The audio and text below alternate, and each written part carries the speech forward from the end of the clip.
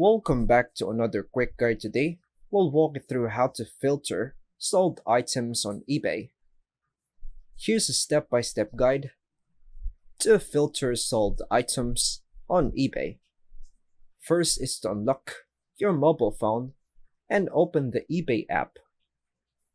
On the home screen, tap the search bar at the top. Type the item name or keywords. For example, iPhone 13 case, and tap the search icon on your keyboard. Browse results until the top bar and filters appear.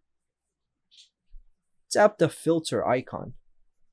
Usually looks like the three sliders or filter text. A new menu with filter options will open. Scroll down and look for Show More or Advanced filters if needed. Find and tap or toggle on Sold items. Optional, you can also enable completed items to see listings that ended without a sale. Scroll down and tap Apply or Show button on the screen.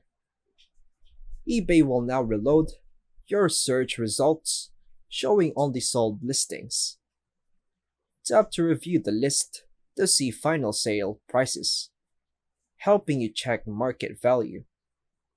If you want to refine further, reopen filters and adjust by category, price, location, condition, etc.